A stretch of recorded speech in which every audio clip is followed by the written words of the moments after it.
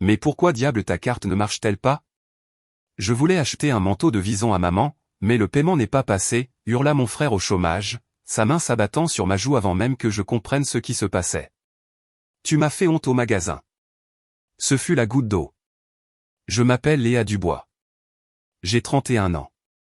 Et si vous pensez savoir comment ça se termine, restez connectés. Le grand magasin autour de nous devint silencieux. Une femme près du comptoir de parfum halta, tandis que la caissière figea son geste. Je sentais le sang dans ma bouche mais refusais de toucher mon visage.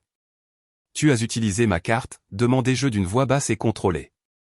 Maman avait besoin d'un cadeau, siffla-t-il. Tu as de l'argent. Tu ne peux pas être si radine. J'ai annulé cette carte il y a 2 semaines, dis-je. On dirait que tu n'as pas eu l'info. Il ricana. Tu es pathétique, Léa.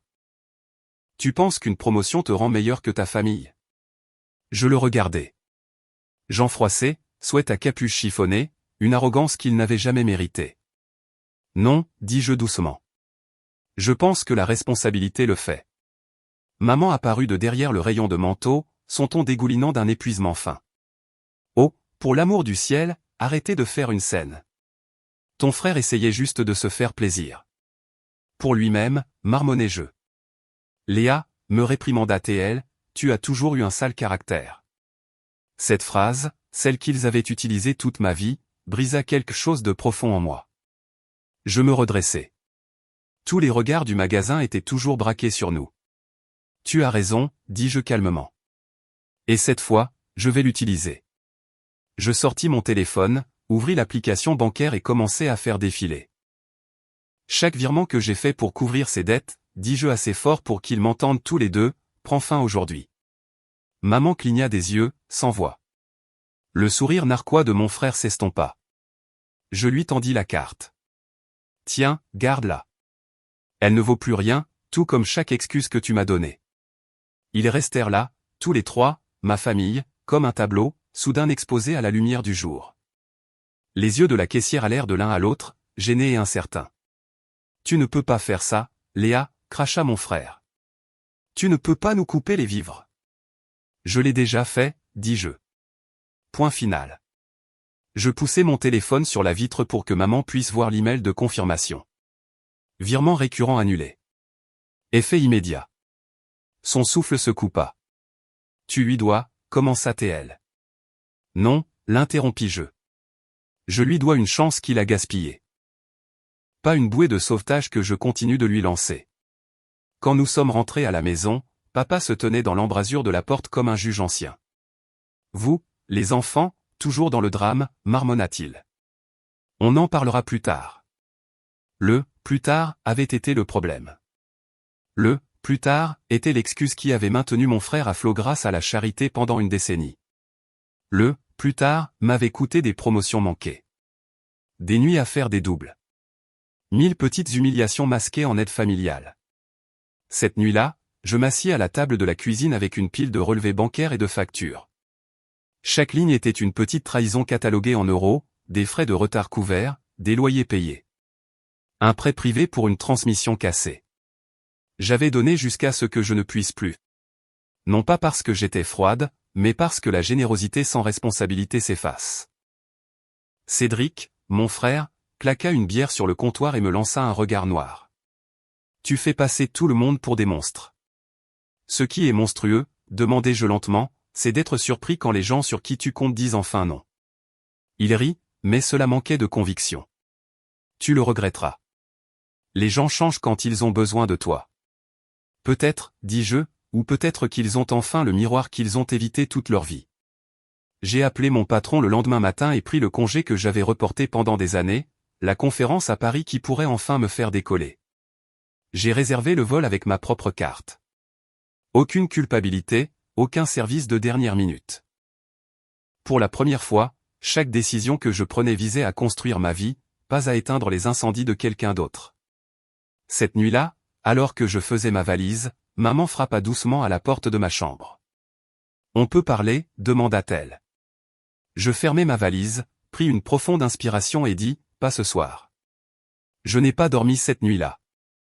Le bleu sur ma joue pulsait comme un rappel vivant, mais ce qui faisait vraiment mal, c'était l'écho de la voix de maman le défendant encore.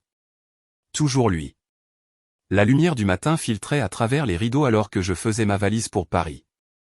Mes vêtements me semblaient plus légers pliés dans ce sac, comme si chacun portait la promesse d'un nouveau départ. En bas, maman m'attendait, sa tasse de café à la main. « Tu pars vraiment ? » ?»« Je pars depuis des années, » dis-je calmement. « C'est juste la première fois que tu le remarques. »« Ton frère est contrarié, » soupira-t-elle. « Il ne voulait pas te frapper. »« Bien sûr que non, » dis-je en glissant mon ordinateur portable dans mon sac fourre-tout. « Il ne veut jamais rien dire, n'est-ce pas ?» Sa mâchoire se serra. « Tu réagis de manière excessive. » J'ai failli rire. Ce mot. Excessive. Vous l'utilisez depuis que je suis enfant. Chaque fois que je demandais du respect, elle croisa les bras, l'air plus petite maintenant. Nous voulons juste que la famille reste unie. Alors peut-être auriez-vous dû lui apprendre à ne pas la détruire. Le taxi klaxonna dehors. Je pris mes clés et passai devant elle, m'arrêtant dans l'embrasure de la porte. Dis-lui ceci, il devra trouver la carte de quelqu'un d'autre à utiliser la prochaine fois. Elle tressaillit, mais ne dit rien. Peut-être parce que pour la première fois, elle ne pouvait pas tordre la vérité en culpabilité. Dans l'avion, je regardais par la fenêtre alors que la ville rapetissait sous moi. Mon reflet dans la vitre ne ressemblait pas à la fille apologétique à laquelle ils étaient habitués. Il ressemblait à quelqu'un qui avait cessé de survivre. À 10 000 mètres d'altitude, j'ai réalisé que la paix n'était pas l'absence de famille. C'était l'absence de manipulation. Et je n'échangerai plus jamais cela contre leur version de l'amour. Paris sentait l'air frais et l'ambition. Le centre de conférence dominait l'horizon, des murs de verre reflétant le genre d'avenir que je n'imaginais auparavant que pour d'autres personnes. Je m'enregistrais à mon hôtel, pressai ma main contre la fenêtre et murmurai « Tu es seul ici, et ce n'est pas une mauvaise chose. » Le premier jour de la conférence se fondit dans des poignées de main, des présentations et des conversations avec des gens qui voyaient mon travail avant de voir mon genre ou mes bagages familiaux. C'était étrange et pur, comme de l'oxygène après des années de fumée. Le deuxième soir, j'attirai l'attention d'un cadre supérieur d'Archetech, l'un de nos plus gros clients. « Votre modèle d'automatisation est brillant, » dit-il. Nous aimerions discuter d'un rôle de leadership permanent.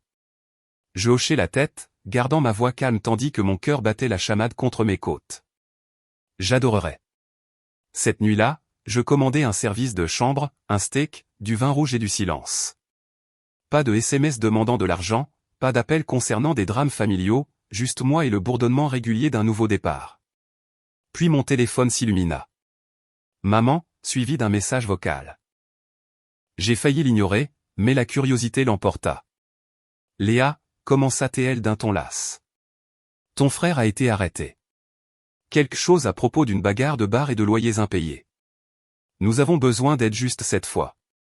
Je fixai le mur, le reflet de moi-même sur l'écran de télévision, et murmurai, bien sûr, non pas en signe d'accord, mais en signe de reconnaissance. Le cycle m'avait retrouvé. Je ne rappelais pas. Au lieu de cela, j'ouvris mon ordinateur portable et rédigeai un email au RH acceptant l'offre de déménagement. Objet, déménagement à Paris confirmé. Quand j'appuyai sur envoyer, mon pouce accéléra. Ils avaient fait leur choix il y a des années. Maintenant, je faisais enfin le mien. Le lendemain matin, la lumière du soleil inonda le bureau de l'hôtel où mon nouveau contrat attendait ma signature. Mes mains tremblèrent légèrement en prenant le stylo. Pendant des années, chaque décision importante de ma vie avait été mêlée à des liens familiaux. Maintenant, il n'y en avait plus. Quand j'ai signé mon nom, Léa Dubois, directrice de l'innovation des systèmes, j'ai eu l'impression de récupérer mon droit d'aînesse. À midi, j'avais une douzaine d'appels manqués. Maman, papa, même un numéro étiqueté « Maison ». Je les ai tous ignorés jusqu'à ce qu'un SMS de mon père apparaisse. La caution de ton frère est fixée à 7 000 €. Nous te rembourserons le mois prochain. Je ris sous mon souffle. Le mois prochain, la même promesse qu'ils avaient faite après chaque urgence qui avait duré 10 ans. Au lieu de répondre, j'ai envoyé un dernier message. Arrêtez de m'appeler pour de l'argent. Procurez-lui de l'aide au lieu de l'aumône. Puis j'ai bloqué tous les numéros. Cette nuit-là, j'ai fêté discrètement avec des collègues. Le champagne pétillait. Des rires remplissaient le bar sur le toit. Et pour la première fois, je ne me sentais pas comme la personne responsable dans la pièce. Je me sentais libre. Quand je suis rentré à mon hôtel, un seul message vocal m'attendait. Encore maman. Sa voix était brisée. Je ne te reconnais plus. Je fixai le plafond, souriant tristement. Bien, murmurai-je. Tu n'étais jamais censé le faire. Le sommeil vint facilement cette nuit-là. Pour une fois, je ne rêvais pas d'excuses qui ne viendraient jamais ou de versions de famille qui n'existaient pas. Juste un mouvement en avant. Demain, je commencerai à chercher un appartement à Paris, un endroit avec de grandes fenêtres, pas de murs mitoyens, pas de vieux fantômes. Et peut-être, juste peut-être, que je m'enverrai des fleurs le jour de mon emménagement. Parce qu'être mon propre système de soutien n'était plus solitaire. C'était une libération. 3 semaines plus tard, mon appartement parisien sentait légèrement la peinture fraîche et les bougies à l'eucalyptus. Des cartons tapissaient le couloir, mais je ne me suis pas précipité pour les déballer. Pour la première fois depuis des années, j'aimais le chaos. Cela signifiait que tout dans cet espace était à moi. Le travail prospérait. Mon équipe chez Architect me respectait pour ce que j'apportais, pas pour ce que je sacrifiais pour maintenir la paix. Ma patronne, Hélène, a dit lors d'une réunion, « Tu as du cran, Léa. » Le genre qui vient de la survie à des choses dont personne ne parle. Je souriais faiblement. Peut-être, mais j'ai fini de survivre. Je construis maintenant. Cette nuit-là, un coup frappa à ma porte. Quand j'ouvris, un visage familier se tenait là. Étienne, un ami d'université que je n'avais pas vu depuis des années. J'ai trouvé ton adresse via LinkedIn, dit-il, souriant timidement. J'ai pensé que je t'inviterais à dîner. Tu as bonne mine, Léa. Je ris, la tension se relâchant. Je le sens sans fin. Autour de sushis et de musique douce, la conversation vint facilement. Il écoutait sans essayer de me réparer. Il posait des questions sur mon travail, pas sur ma famille. Pour une fois, je n'étais pas la gardienne. J'étais simplement vu. Quand je suis rentré plus tard, il y avait des lettres glissées sous ma porte. 3 enveloppes, toutes marquées de ma ville natale. Je n'ai pas eu besoin de les ouvrir pour savoir ce qu'elles disaient. L'écriture de maman s'incurvait comme la culpabilité sur le papier. Je les ai glissées dans le tiroir et les fermais doucement. Certaines choses n'avaient pas besoin de clôture. Elles avaient juste besoin de distance.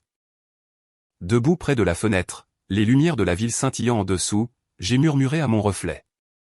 Ils ont élevé une pourvoyeuse, pas une idiote. Et peut-être qu'un jour, quand ils appelleront à nouveau, je ne répondrai pas par colère. Je n'aurai juste pas besoin de répondre du tout.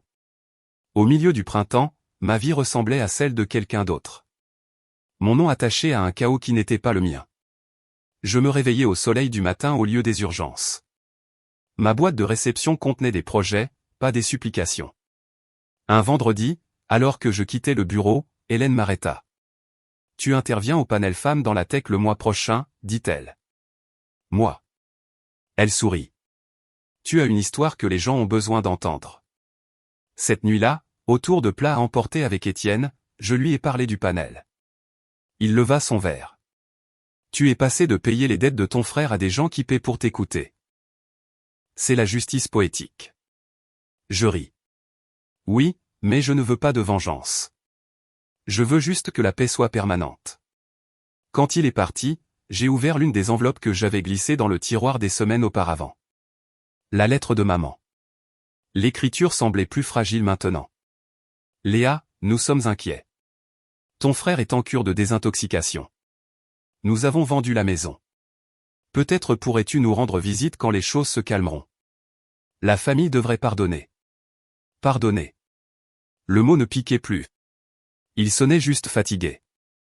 Je mis la lettre de côté et pris un carnet, notant des points pour le panel. Les limites ne sont pas de la cruauté. La culpabilité n'est pas de l'amour. Donner ne signifie pas se perdre.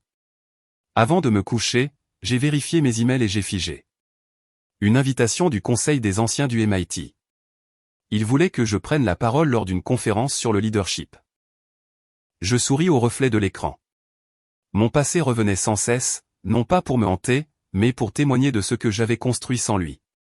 Dehors, la ville bourdonnait de sirènes lointaines et de rires. Je me tenais à nouveau près de la fenêtre. La ligne d'horizon se reflétait dans la vitre. Parfois, la guérison n'est ni bruyante ni dramatique. C'est juste une femme qui choisit sa propre paix chaque jour et ne s'en excuse plus jamais. L'auditorium du MIT brillait sous de douces lumières blanches. L'air était chargé du bourdonnement de la curiosité. Des rangées d'étudiants, de professeurs et d'entrepreneurs remplissaient les sièges. Je me tenais en coulisses, mes doigts effleurant les bords de mes fiches, bien que je n'en aurais pas besoin. Ce discours n'était pas mémorisé. Il était vécu. Quand ils ont appelé mon nom, des applaudissements m'ont suivi jusqu'au pupitre. J'ai pris une profonde inspiration, ferme mes humaines, et j'ai commencé. J'ai cru autrefois que le succès signifiait être la personne sur laquelle tout le monde pouvait compter. Mais parfois, quand on passe sa vie à soutenir tout le monde, on oublie ce que l'on ressent en se tenant debout seul. Le public s'est penché en avant.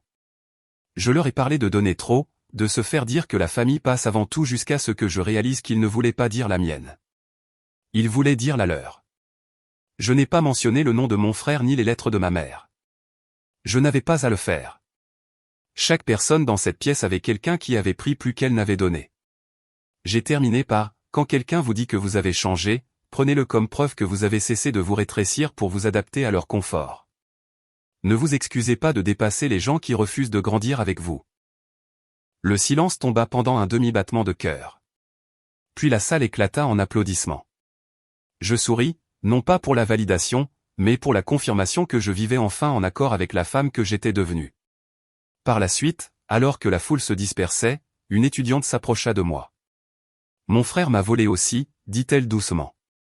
Je pensais que le coupé faisait de moi une personne sans cœur. Mais vous avez fait en sorte que cela paraisse courageux. C'est courageux, lui dis-je. Parce qu'on peut aimer quelqu'un et quand même fermer la porte qui laisse la douleur revenir. Cette nuit-là, je me tenais dehors sous les lumières du campus, le vent soufflant à travers les arbres. Mon téléphone a vibré à nouveau avec un autre message de la maison. Je l'ai éteint sans le lire. Je n'avais plus besoin de leurs applaudissements. Le monde applaudissait enfin pour moi.